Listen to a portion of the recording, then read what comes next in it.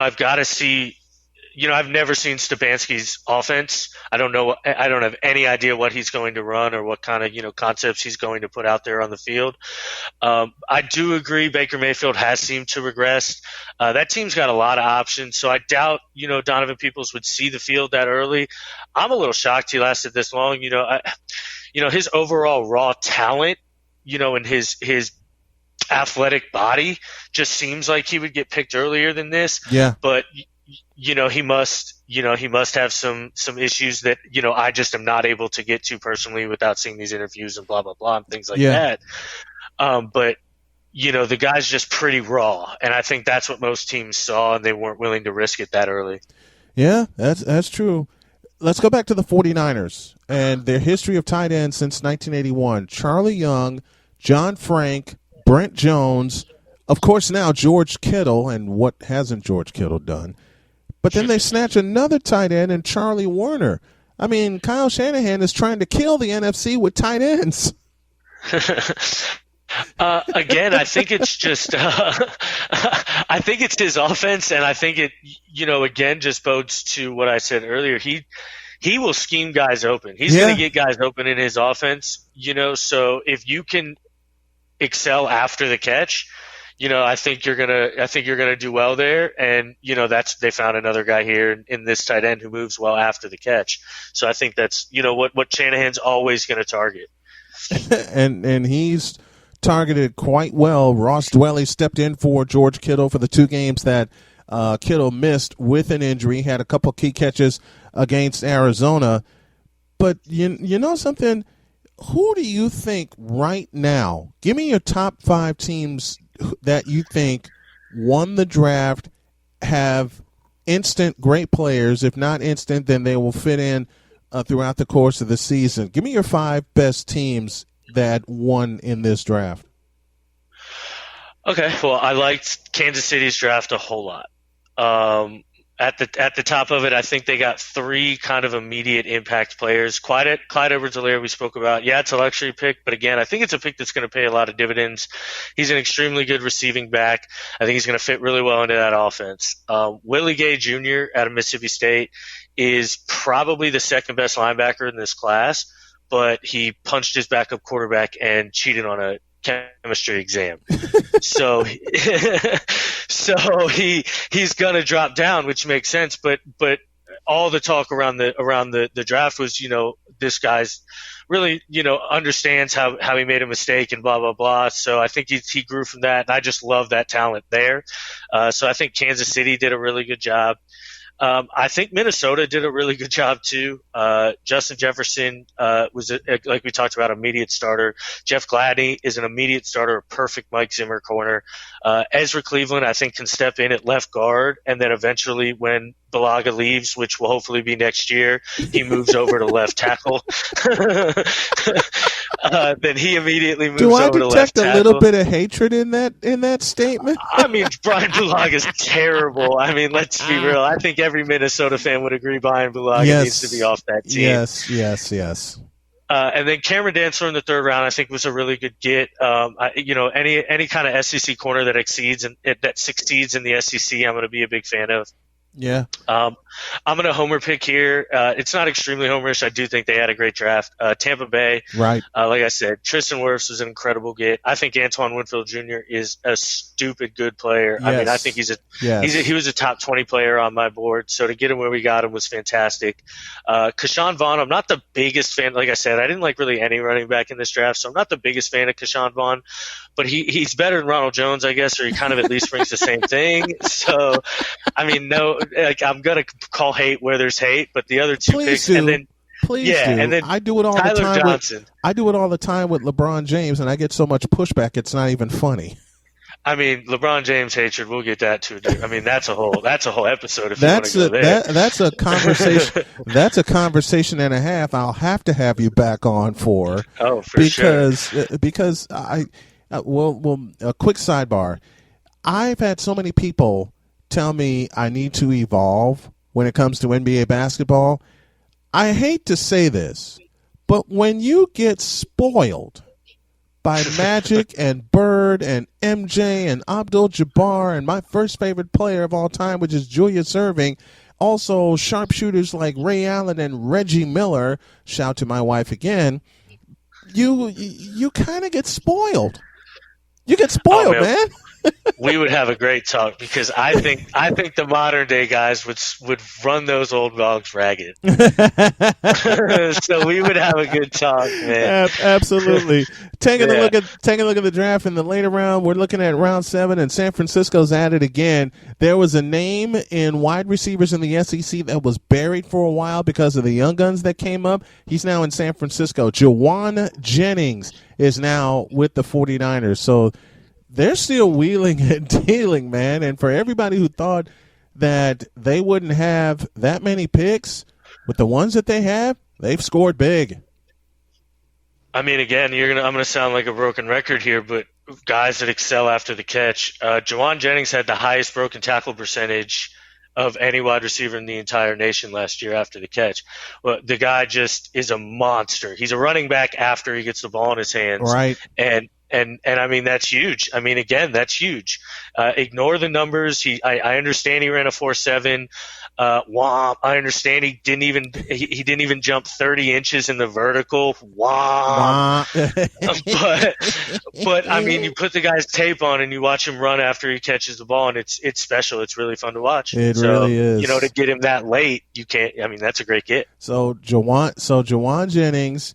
We know the exploits of Deebo Samuel, and if you think about it, not many people mocked Deebo Samuel last year. Now he shows up in San Francisco and does what he does.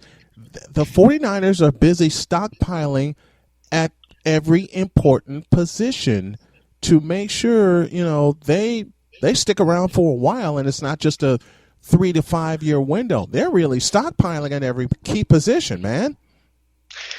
Yeah, most definitely. You know, I think they're building a team like how you should build a team. You know, Kyle Shanahan's a really smart guy. John Lynch is a really smart guy. You know, they clearly know what they're doing, and they're building a team to last, not just win a couple of years and then be done. You know, they're building a team to last for decades and things like that. So it's really fun to watch. I'm not going to lie. Yeah. It is fun to watch. I'm going to have him on later in the week to break this down division by division and team by team. It's Daniel Sullivan. Tell everybody where they can find you, my friend. Hey guys, don't forget to check out the the FBAS podcast on RTF Network Wednesday nights at 9 p.m. Guys. Yeah, the RTF Sports Network, folks. There's a lot of fun there. This show is featured there. His show is featured. I'd love to have you back on throughout the season so we can grade these draft picks and start talking football. Yeah, definitely. I'd love to be back on, man. It was a really good show. I appreciate it. All right, we got more stuff for you, so hang tight. Back in the deuce.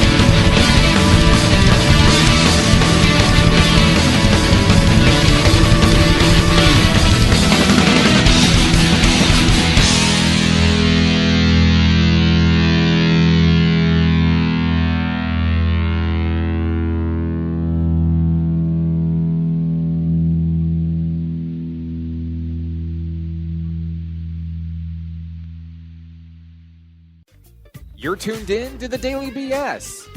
Sports and culture combined into one. All right. A lot of people know me. Know I'm a big fan of women's basketball. And I've been a fan of women's basketball for quite a while. So when I introduced this young lady who was the ACC tournament most valuable player this past season, and there's just so many records to list, I would just only delay the moment when I am proud to say, please welcome to the program from North Carolina State University and a hopeful WNBA prospect, Ace Koenig. She joins me right now. How are you? I'm good. How are you, Brian? I'm doing good. Except for the fact that this coronavirus has shut everything down, it's crazy.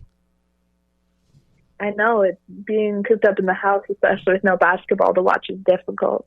Yeah. How difficult is it? You're a hooper. You've been a lifetime hooper, and there's no basketball on to take your mind off of everything. I know that's got to be tough.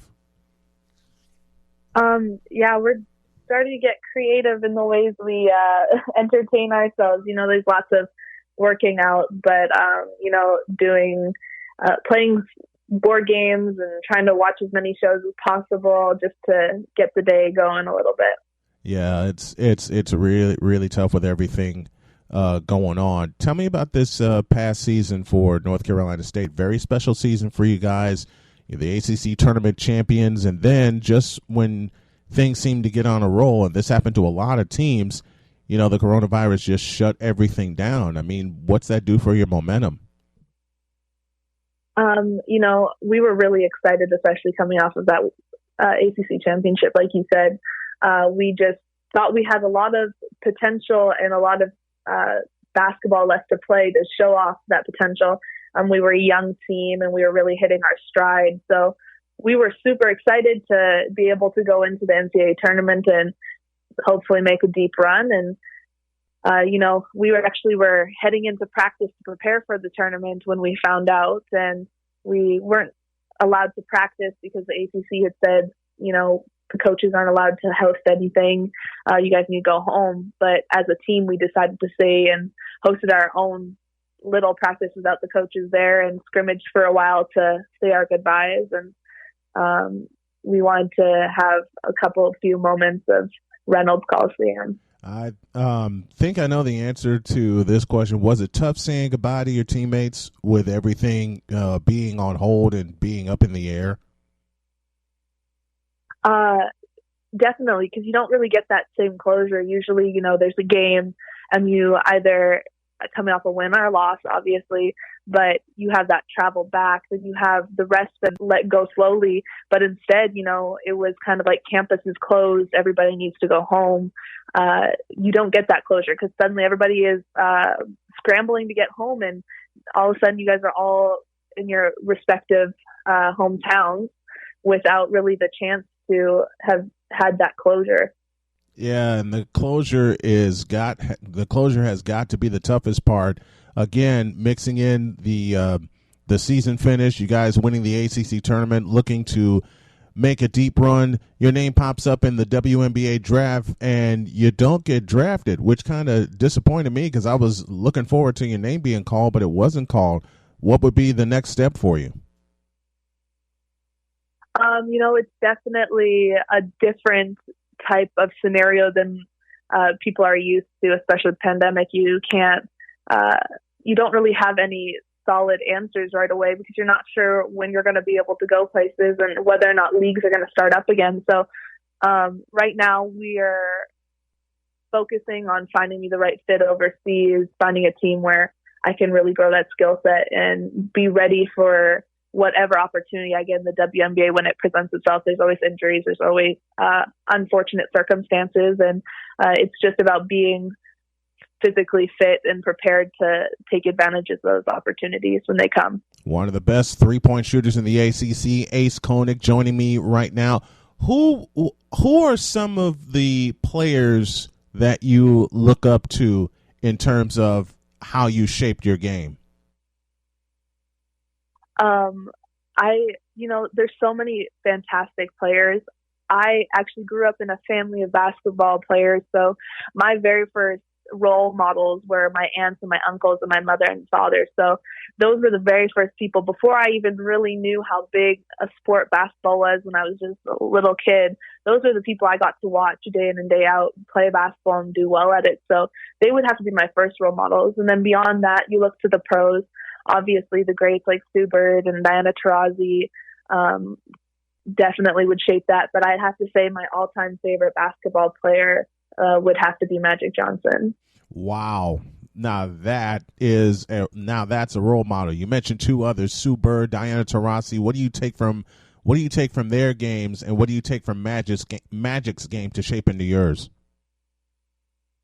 Sue is the type of, and Diana are players that know how to win and will do anything to win. And it's that fieriness and that dedication to the game that I get from them and their performances. And then obviously Magic, just having fun with it. He was the most exciting player. I did personally get to watch him. I was a little young, but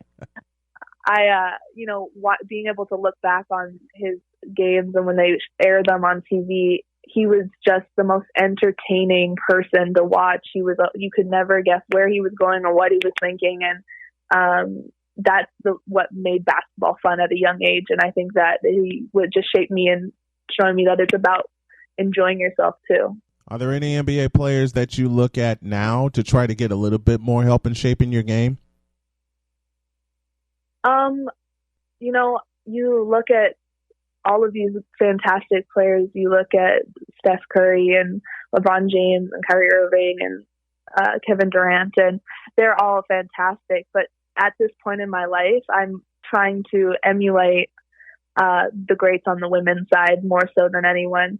And right now, if I had the opportunity to play underneath some of these fantastic female players in the WNBA, the Courtney Vandersloot, the Sue Birds, that would be the most exciting thing for me because, I'm trying to be where they are, and they've shown day in and day out that they deserve to be there. One of the players you mentioned is a player that I used to cover for the Chicago Sky, Courtney Vandersloot, a very, very, very good shooter. But if you could have a one-on-one with a WNBA player of your choice, or three separate games with three separate WNBA players, who are those players and why? I would have to say it had to be Diana, just because she's going to beat me. She's too good. But being able to play defense against her, learn and study what she's doing from actually being in that moment, that would be so incredibly exciting. It's kind of like when people say they would go and play one-on-one against Kobe or Michael Jordan, and they'd lose every time, but they made them better. That's something that I would relish. Man, it's great to have you. Ace Koenig, one of the sharpest shooters in women's basketball. Man, if you hadn't had a chance to see her play, look up some highlights, and I am personally looking forward to following your journey wherever it takes you, and hopefully it brings you back to the WNBA. Thanks a lot for coming on. I truly appreciate it. Thank you so much. It was a pleasure.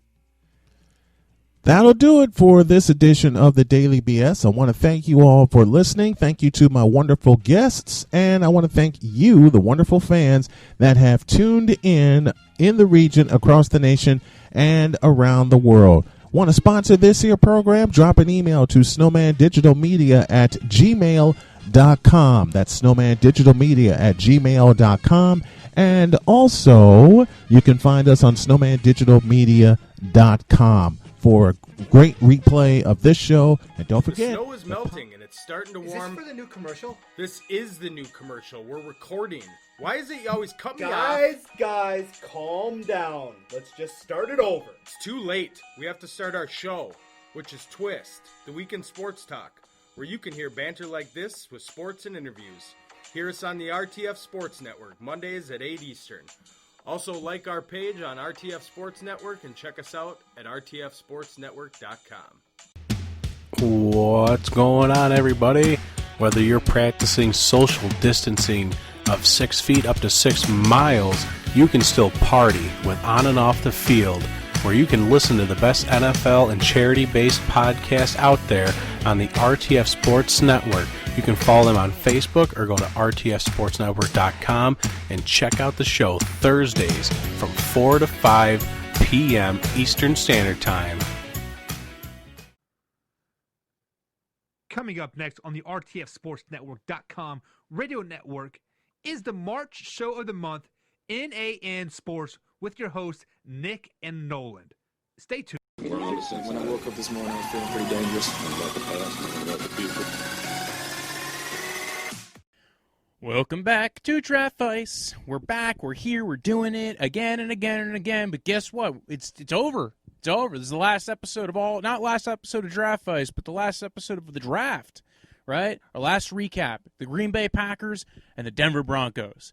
A team that had maybe one of the most, I think, debated about drafts as far as Green Bay goes, and a team that had maybe one of the best drafts in the league in Denver. So, I mean, we'll kick it right off with Green Bay. First round, they were picking, at pick 30, and they decided to trade up with Minnesota. Was it Minnesota? No, was it Minnesota? Seattle? They traded up. They traded their 4th round pick, and they go ahead and they select Jordan Love, right?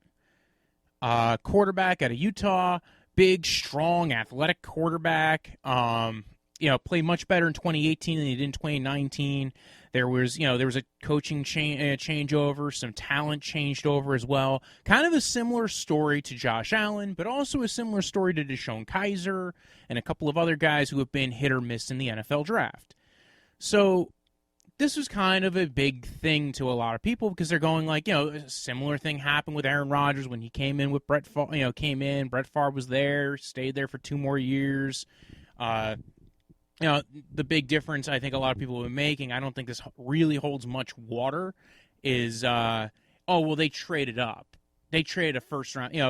I think I understand that the big argument was that Aaron was expected to go number 1 overall in that draft. That one makes more sense. That was a bigger, I think, like Aaron was almost going to be the number 1 overall pick, and he fell to the end of the first. I think if that made sense. And even if Green Bay had traded up to grab him as a falling quarterback, nobody had Jordan Love as the number 1 quarterback or the number 1 player in this draft. So I get that being like the differentiator here. I get why people are a little weird about this, right? You have Aaron Rodgers. You have this elite quarterback who's played really well. The thing he's wanted is a new toy. He wants a new receiver. He wants new weapons. He wanted somebody who, like, they haven't spent a first-round pick on a receiver in a long time, as a skill position player in a long time.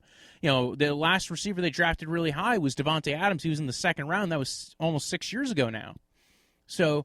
And then there was Eddie Lacy, who was a running back who was drafted relatively high. Speaking of which, they drafted a running back in the 2nd round this year as well. We'll get to him later. So I think a lot of people were thinking, like, you got Aaron Rodgers, you got him on the, you're towards the end of his career, you just missed the championship. You either got to go ahead and get somebody to help stop the run, which I really don't think there was anybody there who was going to contribute to their run defense. So I really don't hate on them for that portion of it. I know some people were like, well, what if they had traded up and got Patrick Queen as a linebacker? And I'm like, I think Patrick Queen's a good linebacker. I think he's going to be fine, but I don't think he was making their defense exponentially better. I think he's, I think that he would have definitely made their defense somewhat better eventually. I've mentioned it before. Linebackers a little weird in the transition department. We saw guys who were top 10 picks have a harder time translating as far as linebackers go, and then we've seen guys in the 3rd round end up being very good. It's just one of those more volatile positions. It's scheme fit.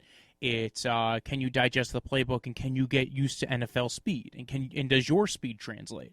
I think Patrick Queen will be good, but again, like that, I don't think that was the differentiator between them having a top 5 defense and a bottom 5 defense. As far as receiver goes, if they had drafted a guy like Michael Pittman or T. Higgins or even KJ Hamler, or traded down and took a receiver, absolutely, I would have been all on board with that. That's how I would have done this draft. I'm kind of more of the belief of you can wait. I think we are in the times now where quarterback is just not as like there seems to be plenty of quarterbacks. If you get one on a good deal, it's great, but there's some question marks with how his contract works out with, Aaron Rodgers. You still have a couple more years with him, and it's going to end up being a cap hit unless you up until 2021, in which case there's still going to be a heavy cap hit, but it's not as bad. So you're talking about at least maybe 2-3 years more with Aaron Rodgers, who's, again, still probably one of the best quarterbacks in the NFL. Probably one of the best to have ever played the game. And you still have only gone to one Super Bowl with this guy. And you had an opportunity to take a really good player, a guy like Michael Pittman, who can be a contributor right away, a guy like T. Higgins, who you probably get something out of him if you utilize him correctly. KJ Hamler, add some speed on that offense. So I was a little bit shocked by this as well. But here, okay, so let's back it up, right? I get the pros, though, to drafting Jordan Love, right? You saw what happened with Pat Mahomes. You see what's gone on with guys who've gotten to sit for a little bit, who had a veteran presence. You had it in your own town, right? You had it happen multiple times. This is a team that has never had a quarterback drought. Now, in almost like 20, 30 years, they have not had a quarterback drought. They've gone 2 generations of quarterback and just passed the torch right along. Brett Favre, Aaron Rodgers. Now they're hoping Jordan Love. I think to them, Jordan Love was a top 15 player in their book. He was the last guy on their first-round pick board. Like, you notice a lot of teams don't have a true their first-round picks, or they don't have 30 first-round picks on their board. They have like 10 to 15. And then there's a lot of guys who are second-rounders, and then they go, well, these guys are all kind of grouped together. We'll trade down. We'll do this. Jordan Love to them was a top 15 player on their board. And when he fell to where they were comfortable trading up to, and they didn't feel like a fourth rounder was going to cost them a lot, and it was going to be, okay, we could trade up and get a good player, and a guy who we think will set us for the future for a time where maybe, we saw it last year, right? We saw Andrew Luck walk out and retire. We've seen guys get injured. We've seen guys leave. We've seen guys retire early. Injuries happen. So I get the concept of what they're doing here. They mentioned his athletic, his good size. He's raw. He's really good. They mentioned all the stuff about the coaching staff. And they didn't feel like they were one player away, right? They felt like, listen, we went 13-3. Right, we're not one player away from 13-3 again. We're not one player away from the Super Bowl. We were a schematic or a finishing of the game kind of deal. So they felt like they were a lot closer than everybody else is looking at them at. Right. I feel mixed on it again. I feel like you've got the best quarterback in the NFL. You have a chance to surround him with great weapons. I think you just kind of got to follow through. But this was a choice they made. They're setting up their team for the future. I get why everybody's kind of like, I can't believe they did this. And I agree with that too.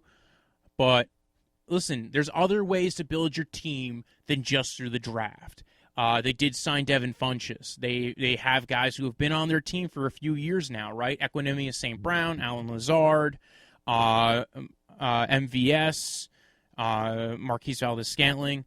And again, they have Devontae Adams, so he's still there. And we're going to talk about their roster in a little bit, so we're not going to harp on it too much right now. But the people who are going, oh my God, the sky is falling, doesn't mean you're not able to adjust your roster somewhere else down the line. We saw guys get traded, like Marquise Goodwin. We'll see guys get released and guys get cut and guys get traded still again going into the year. So it doesn't mean they can't build up the receiving core. Yes, they didn't spend a first-round pick on a receiver. You know what? Absolutely true. But Chicken Little, the sky ain't falling. You still got Aaron Rodgers.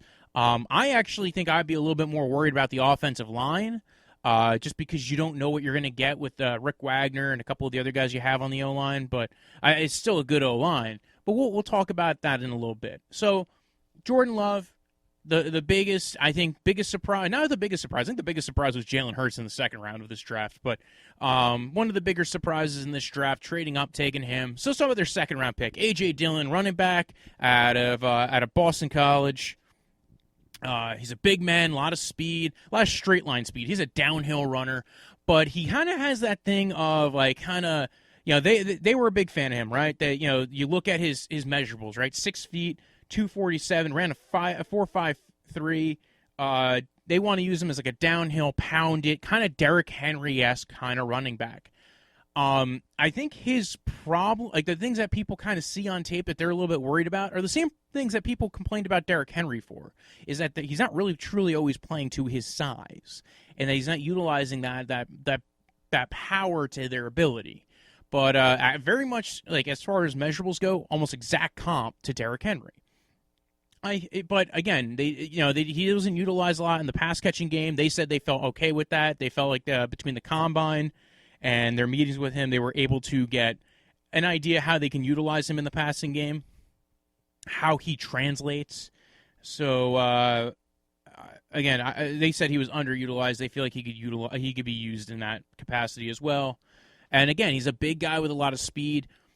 I was very skeptical of this pick as well. I was personally, again, I felt like fine, you know what?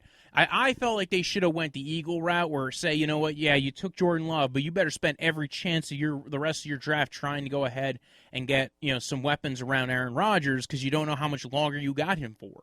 And I guess that's kind of their counterpoint to it. My thing is we see Jameis Winston out on the street. We've seen Cam Newton out on the street. We will see other guys available who you don't ever know down the line. Like, that's why I kind of like the Saints method. We're not really worrying about it right now. We're just making everybody think that we've played to that game.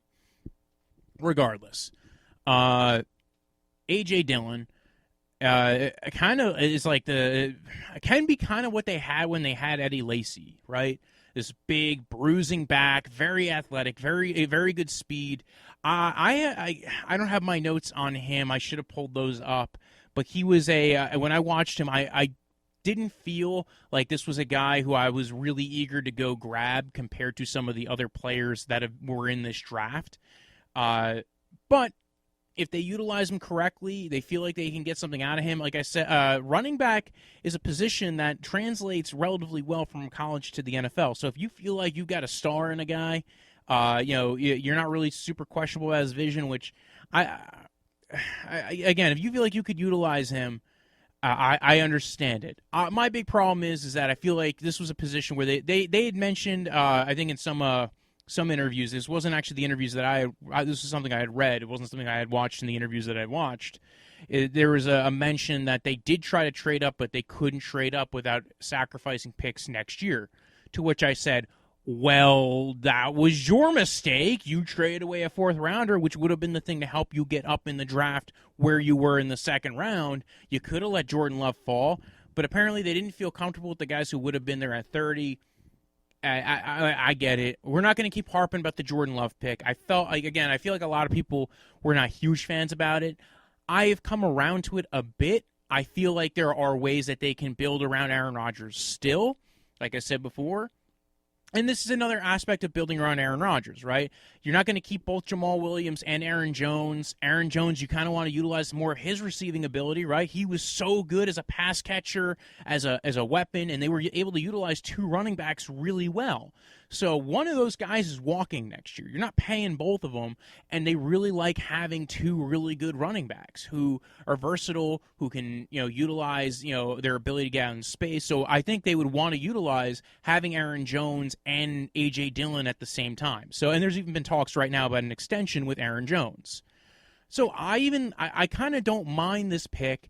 And I guess you can utilize. I guess their theory is Aaron Jones is kind of a quasi receiver for them at this point, plus a running back. He's just an all around good weapon for them.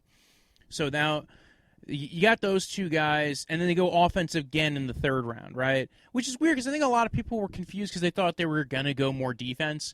I think when you look at the defense in this draft, like the defensive players that were in this draft, there wasn't a lot there that suited their needs, right? They have corners and they have some pretty good ones, and they probably expect a little bit more development out of the guys they have there. I don't think anybody was really hoping they would take corners. defensive tackles they could probably take, but guys who were good run stoppers probably went a little bit later than where they were taking A.J. Dillon, or even where they took the next pick, which is Josiah DeGara, who's kind of more of an H-back kind of guy, like a Delaney Walker, early-stage Delaney Walker. They like him. They think he's versatile. They could utilize him by having him line up on the line of scrimmage, in the backfield, have him and utilize him all over. Again, H-back, get him to block, get him to kind of get some good mismatches, and try to get some run-after-catch with him. And I know there was some talk about maybe him being kind of the Kyle Juszczyk.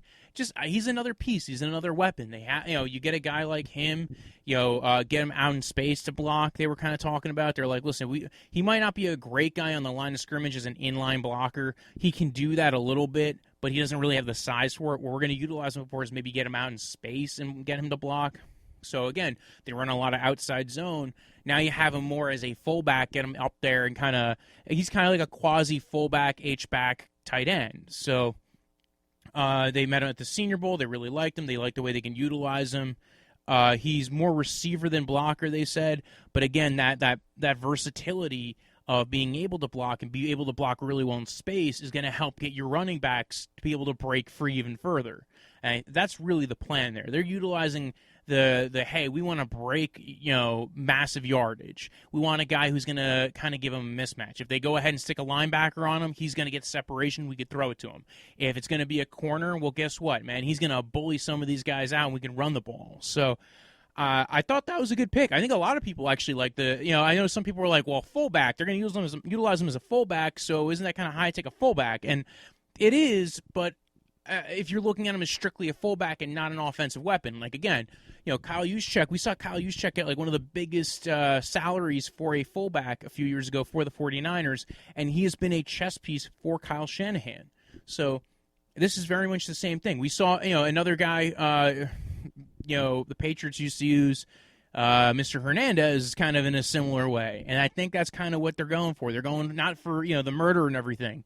Besides the murder, they're not looking for murderers. They're looking for guys who can go ahead and get off the line of scrimmage and go ahead and block and be a mismatch weapon. That's what they want to utilize. That's kind of part of the Kyle Shanahan tree of guys. They're this outside zone play action, get some schematic mismatches with your players and be able to utilize guys that you can scheme open by utilizing those mismatches.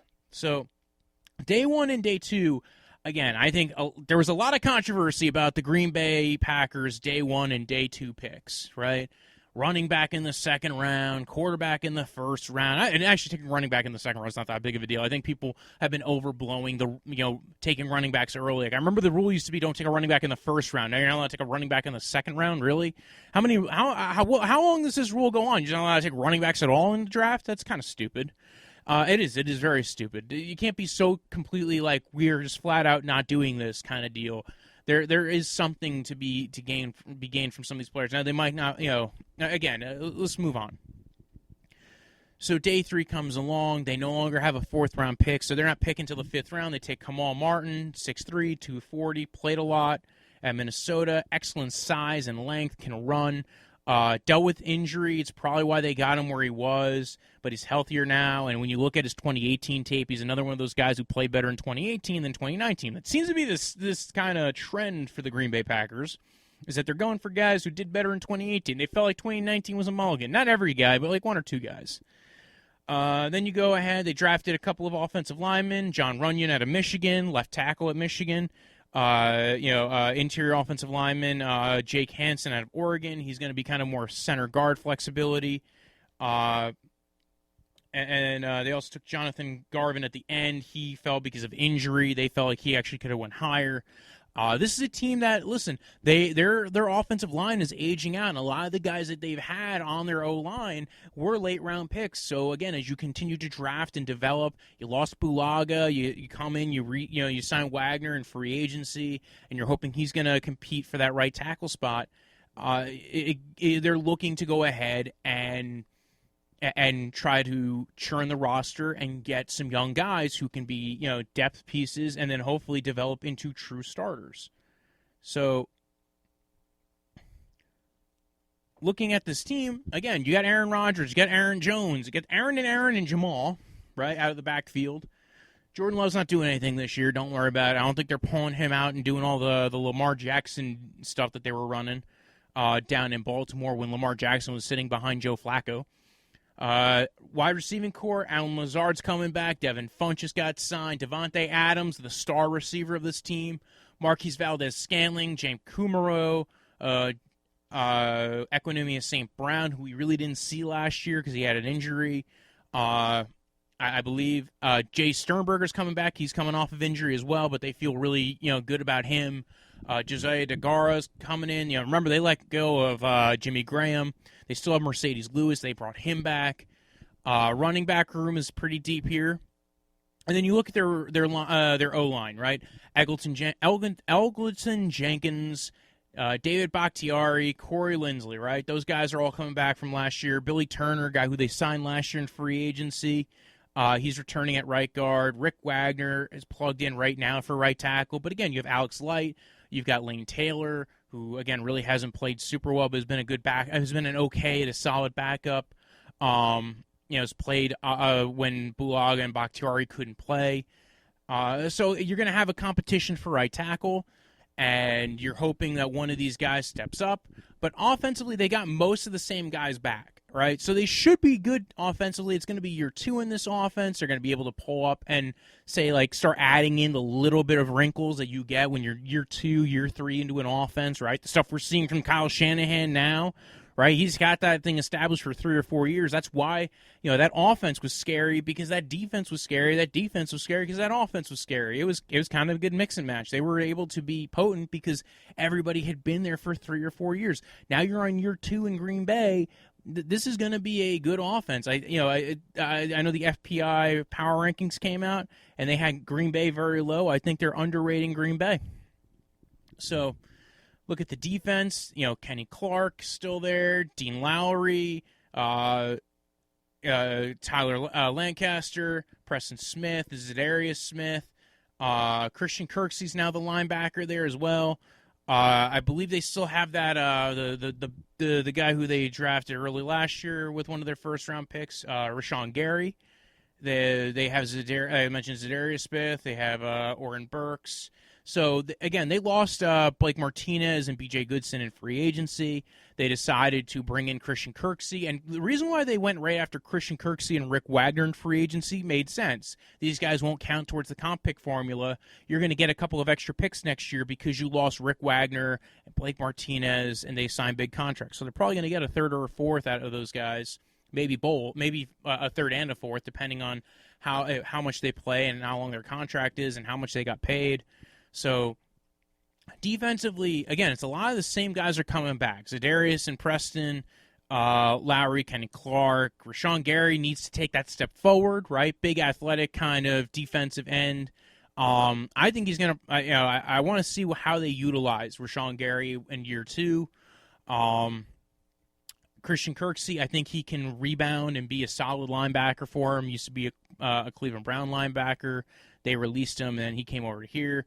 To Green Bay. The back end is what really makes this defense, right? Jair Alexander, Adrian Amos, Darnell Savage, Kevin King, Josh Jackson. They spent a lot of picks on corner and safety and money on corner and safety. And, it's safety anyway with Adrian Amos. But, again, they have a very good back end, right? Their defensive backs are good. It's not necessarily really deep. Josh Jackson and Kevin King are kind of the level of the depth, and a couple of other guys are there. Will Redmond is coming back as far as being some of their safety depth for maybe some of their nickel looks. So overall, this roster's still good. They still have all the pieces that made them a very solid to good defense last year.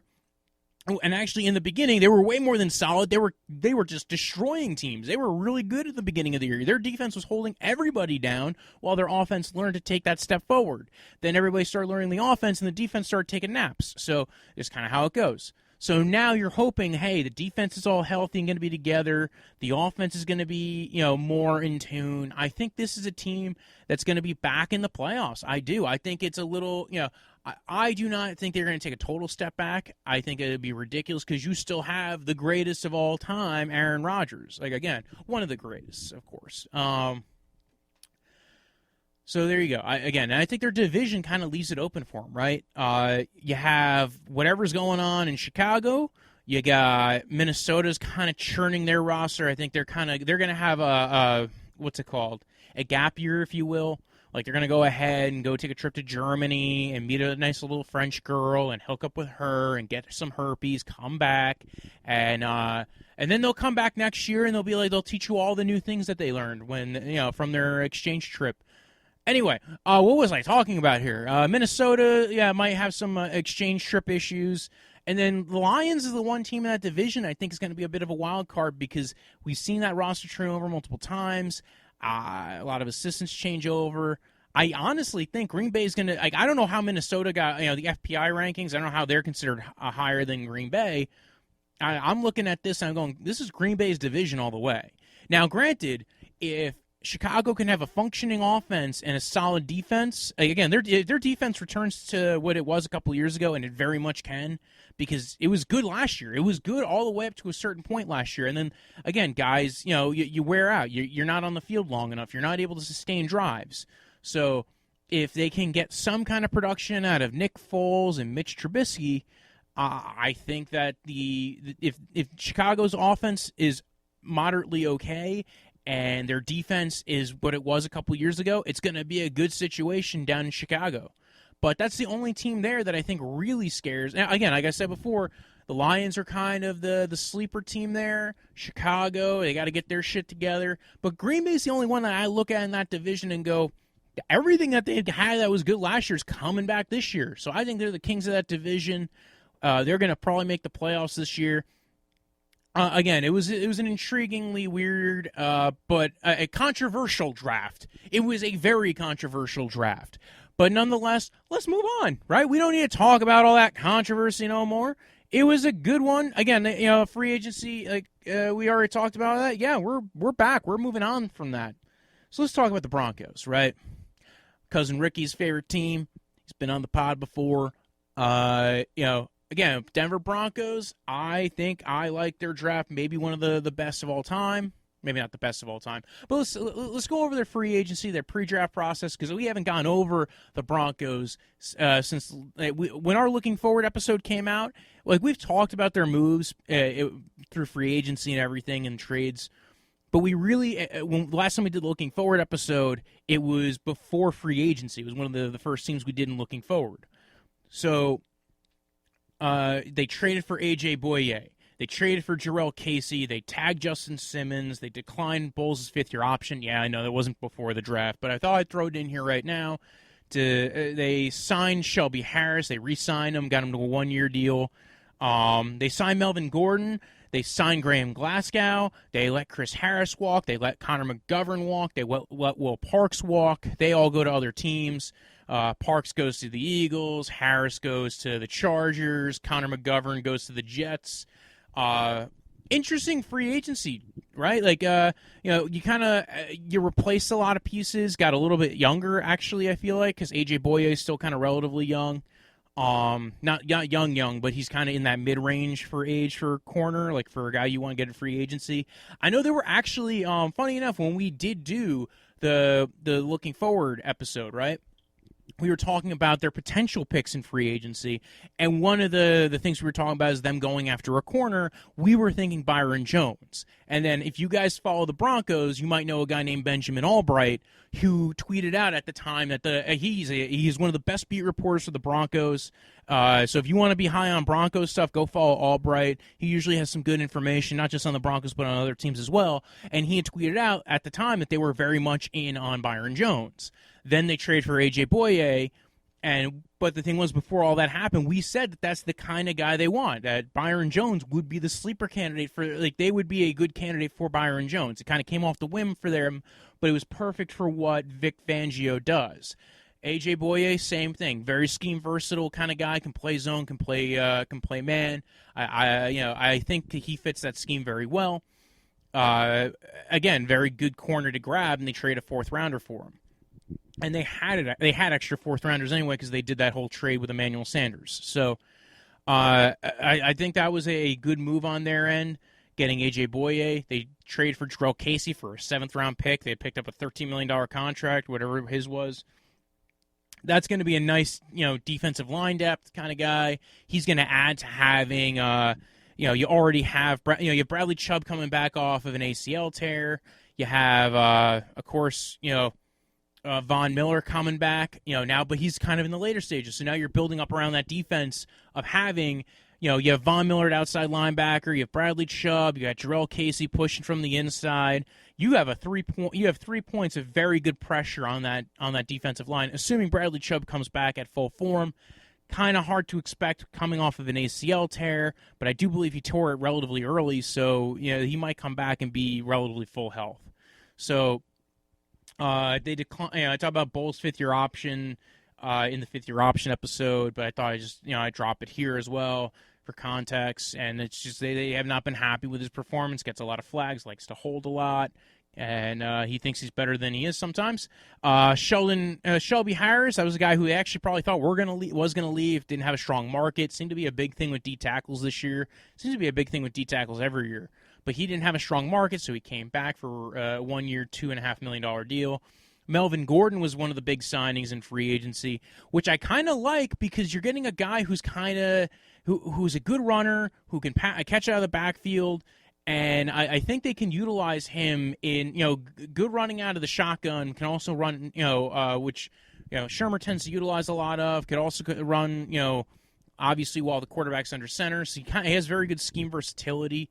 I loved watching Melvin Gordon. He was one of my favorite fantasy players. I've had him on I think the last 3 years I had him on all my teams. I think last year's the only year I didn't have him on because he had the holdout. But the other 2 years before that, had him on my teams. Made me get to the playoffs both of those years. One of my favorite players in fantasy. I'm intrigued to see him on this offense with Drew Lock. And that's the thing. They're building around Drew Lock here, right?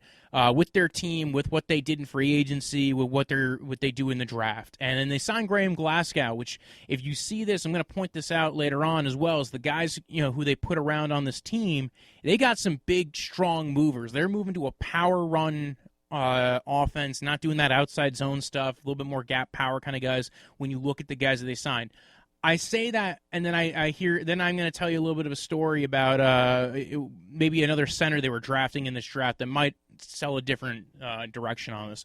Anyway, let's go get into their draft, right? They fired Alex Van Pelt, and they get Pat Shurmur, who we're going to see his offense. He seems to be a better offensive coordinator than a coach, and we'll see how that goes. Round 1, right? Round 1, pick 15. They draft Jerry Jeudy out of Alabama, one of the best route runners in this draft, probably the best route runner in this draft. And he was number 1 on their board. Like they said, this was our number 1 guy who we were going to draft. We like Jerry Jeudy so much. And guess what? Ended up being there for him at 15. They didn't have to trade up. Because, Oakland was the only other team that took a receiver before them, and they took Henry Ruggs. So they basically had 1 and 2 right up there with them. They love his route running ability. I love his route running ability. They met him in Indy, like his mentality, how he wants to attack the game of football. They did try to trade back into the first round, so that was interesting. They were trying to get back in. Because they were trying to go after maybe a guy who was falling, who they still had as a first-round pick. They didn't disclose who they were trying to trade up for. Of course, they wouldn't. But the guy, again, so Jerry Jeudy, they're building around Drew Lock, right? You're getting a guy who's going to pull some coverage away from Cortland Sutton, who's going to help make some mismatch issues, right? Jerry Jeudy's a good route runner, good run after catch guy. You're going to utilize him kind of, he could play slot and flanker. Cortland Sutton's really going to play the X on that team, but you can actually move them around as well. And again, they're both very versatile, players. And then second round, they go ahead and get KJ Hamler, wide receiver out of Penn State. And this is a fast guy, and they love the speed. They love his elusiveness. He's got deep field speed, but he's also, pretty solid route runner as well. He's hard to cover one-on-one. Now you got 3 guys that are hard to cover one-on-one. We're going to make mismatches all over the field. He's not just a fast, quick speed guy, though. They like him because he can get open in the intermediate areas of the field. They knew how explosive he was as a target, and he's a good, does a good job route running. So again, like they wanted this guy to add to that explosiveness of their receiving corps. They got a real true speed threat in KJ Hamler. They got a legit route runner who can get separation anywhere on the field. And then they got the, Cortland Sutton, who's kind of like a Demaryius Thomas, but like kind of quicker kind of guy, very athletic freak, very good, very good movement skills, has developed really well as a receiver for him. Now you have 3 guys for Drew Lock to throw to, not including the tight end that you draft in this draft and the tight end you drafted last year who's played pretty well, Noah Fant. So they did say that when they got to the second round, they really didn't have any more first-round grades. That means that they're, nobody who they really, really liked fell out of that first-round area. There was probably somebody who fell to the end of the first round and then got picked like in those last 2 or 3 picks that they just didn't get to grab. Sometimes that's just how it goes. Round 3 comes along. They draft Michael Ojemudia. They liked his tackling. They liked his ability to play corner. They think that he's versatile, can play the slot, outside corner, can play even a little bit of safety if they want to, but he's going to primarily play corner for him. And again, very good tackler. They, almost like he's like they said he loved tackling. Vic Fangio was bragging on this guy. He's like, dude, this guy is interested in tackling. He went to school for tackling. He actually he has a minor in tackling. He's that interested in it. And that's what you like to see in your corners. Again, especially because Vic Fangio plays a lot of zone. That's a thing that you like in your corners, is them being able to tackle. Because again, you're sometimes letting up a little bit of you're letting up the catch to try to reduce the yardage. So, good instinct, very versatile, has good innate football intelligence and high football IQ. That's exactly what Vic Fangio wants in his corners. Again, that's what you want in his zone corners, good football IQ. But again, they're not going to just run zone all the time. They're going to utilize them in man coverage as well. But I think, again, Vic Fangio runs a little bit more to the zone element, if you will, percentages-wise. Round 3, they also had 2 other guys they took.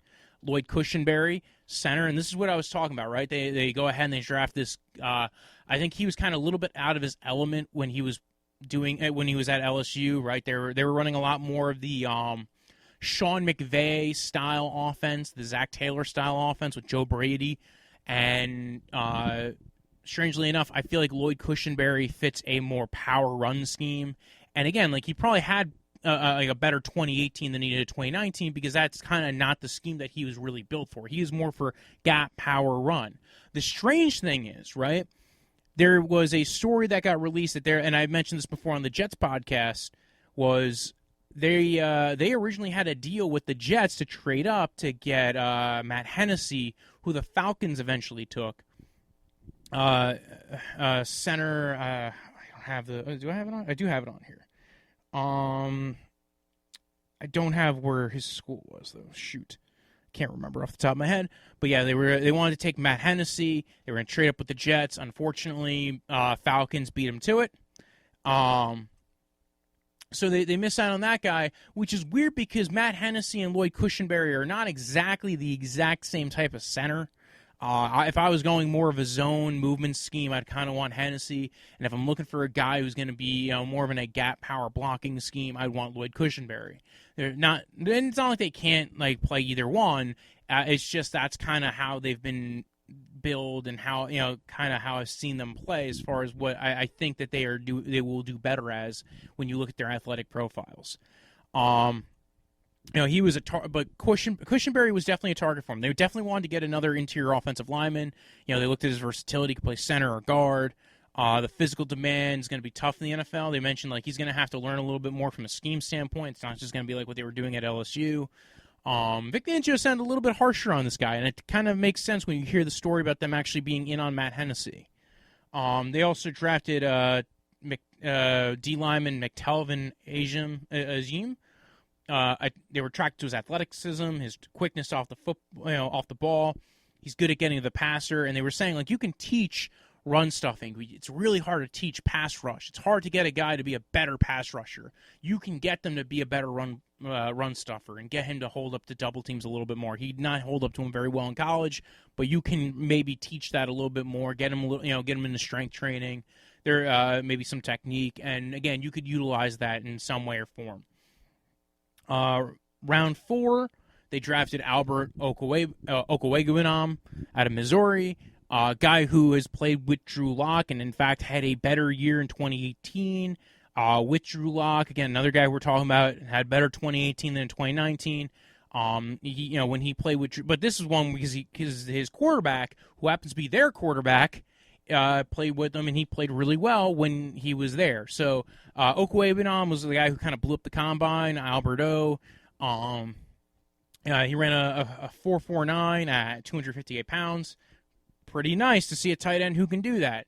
But he really didn't play to that speed, a lot of people said.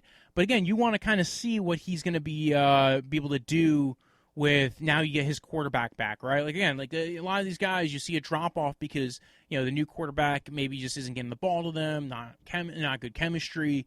But you now have a tight end who you can run 2 tight end sets. You have Alberto on one side and then Noah Fant on the other side. Or even just, you line up on one side. Again, like you could utilize them all over the line of scrimmage, and you're creating mismatch issues. You can run a 4-wide set with those guys, and that's a lot of speed no matter what. So, Drew gave him his seal of approval. They went ahead and asked Drew. Drew was like, definitely do it. I like that guy. We were good friends. They signed him. They drafted him in the 4th round. And then a couple of other guys they got linebacker Justin Sternard out of Wake Forest. They're going to throw him into the mix to compete at linebacker. They also took Netani Mutai, guy who fell because of injury. They said they had a 3rd-round grade on him. Clearly, though, like there was some risk of taking him in the 3rd round because he has the injury issues, has 2 Achilles, he has a Liz Frank. He's never really been fully healthy for a full season. But again, a lot of teams really liked him. They liked him. And they felt like in the 6th round, the risk was worth the value there. And again, he kind of fits the style that they're going with when you look at Cushenberry, when you look at Glasgow, when you look at, Netani Mutai, the guys who they're sticking on that offensive line, they're they're kind of built more for power. And trying to double team and run some gap power scheme to what they're kind of lean more in the power area of their runs. Not that they're not going to run outside zone or inside zone, but that they seem they're going to be leaning more towards that as far as their scheme goes. Tyree Cleveland out of Florida was also another guy they drafted in the 7th round. Again, they went more for receiver, and then they went edge Derek Tuzika, who's going to be more of a depth piece guy who you're going to have come in and compete for camp. They feel comfortable with their cornerback room. They could have attacked it a little bit more, they said. They have A.J. Boye. They have Ojemudia. They also have Boswell and Callahan and a few other guys that you're hoping are going to take a step back. Callahan, you're hoping is going to come back from injury and play well. They add a lot of speed on the offensive side of the ball. There was talks of going after tackle as well, but there just wasn't one in the area of where they were drafting. And, again, like when you can't get the value of that pick, it's not a good idea to reach when you could go ahead and take a good player at a position that you could utilize and maybe can, build upon a strength like we saw with the receivers, right? Now they're probably their best strength, at least, in theory, is receiver because you look at that receiving core and it's going to be really good, where that was kind of a need coming into this draft for them. So again, you got Drew Lock. He played decent down the stretch. I think that they are kind of banking on this being, hey, listen, this is the all or nothing kind of thing because you want to make sure. That's what the reason why they're building around Drew Lock is not strictly because they believe in Drew Lock, I think, right? There is that aspect of it. You saw him play pretty well at the end of the year.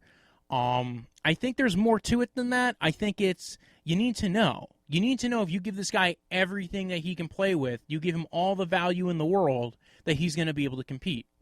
Another thing I wanted to mention before I get into the roster is that there was mention of the Trent Williams trade. They didn't feel comfortable with the compensation that they have to give up to go ahead and take him, at least the rumored compensation. Apparently they didn't really make too much of an effort calling on it. So I think that might have been a mistake on Elway's part because now when you hear about the compensation, was it really all that much? But yeah, you got Drew Lock, you got Melvin Gordon, you got Phillip Lindsay, you got Royce Freeman in the back area. Jeff Driscoll's there as well. He played pretty well for the Lions in spot start duty. Cortland Sutton, Jerry Jeudy, KJ Hamler. There's Deshaun Hamilton. Sounds like he might be on the way out over there.